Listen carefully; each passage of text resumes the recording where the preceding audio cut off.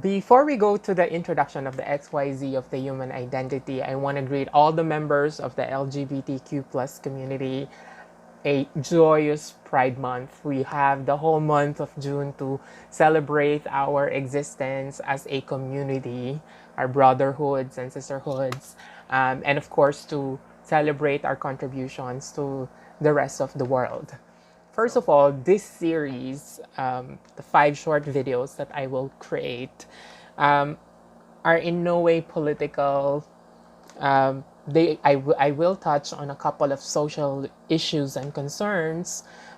Definitely not religion or religious in nature. So there's no point of arguing with me when it comes to, your political stand or your religious stand, because my only goal in creating these videos is educational, right? I do want to share my insights and I hope you find them valuable. I hope they help you better understand the XYZ of the human identity. The concept XYZ of the human identity is something that I thought of when I was in the university. The reason why I decided to share this concept of the human identity, most of the disrespect really comes from our fear of the unknown.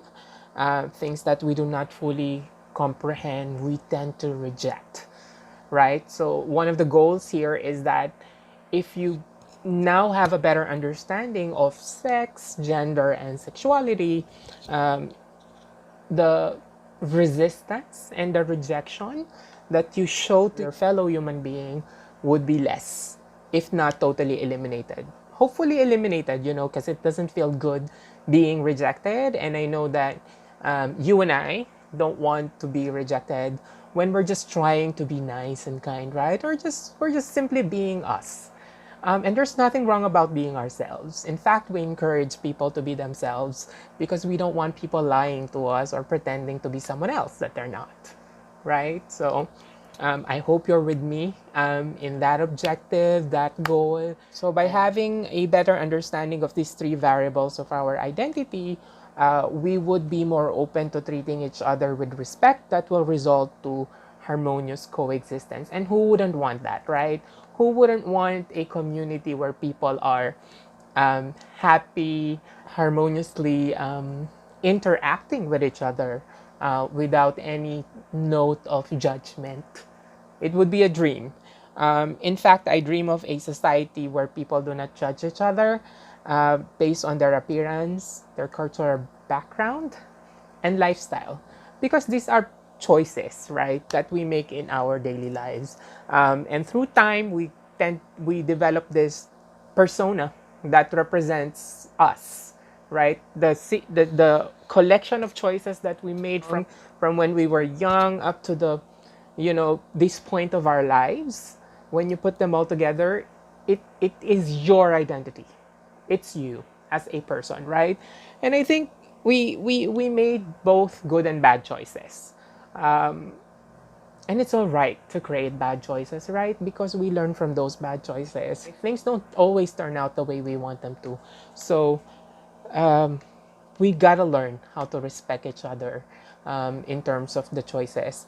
The only rule that I have there is, so long as I am not stepping on someone else's rights or someone else's freedom, I should be okay with their choices, right? As a matter of fact, if it does not impact me negatively, I should be okay. I should be letting them be who they want to be and what they want to be, so long as they do not do anything illegal, right? And I'd like to share some of the sources of the insights, ideas that I will be sharing would come from a lot of the books that I read when I was in the university. And here's something that I want to share with you guys. When I was a freshman in the university, that's when my identity crisis truly, unfolded. So in high school, I think I focused too much on studying that Although I was aware that I was having, some sort of confusion on whether I like girls or boys, it was in my first year in the university that I completely realized that, I did want something different from the normal. So I started exploring prose and poetries about the human sexuality, gender, and of course sex. So if you go to the UP main library, there's there's an aisle there. Um, Sorry, you have to go to the social sciences section first, and then inside there's an aisle, the HQ aisle. See, I remember the label. I remember that section vividly in my mind. That section has all the books that I wanted to learn more about the history of sex, gender, and sexuality. So I did read a lot of ancient stories on how sexuality, sex, gender, and sexuality, sort of evolved or started. But it, in my mind, it could have started way beyond those books, because those books talked about the ancient times in in Turkey, Egypt, and all the sexual activities that the royalties had back then. So I started reading on those. I remember reading a page about hermaphrodites being treated as gods and goddesses, because it's not normal to have both sexes, in one body. So they were considered to be divine. Um, and this is a funny story, 'cause the former borrowers of the books, they kind of inserted, pictures, sexy pictures of mostly men in the box, and then they leave notes saying, "Do not take all the photos, learn to share."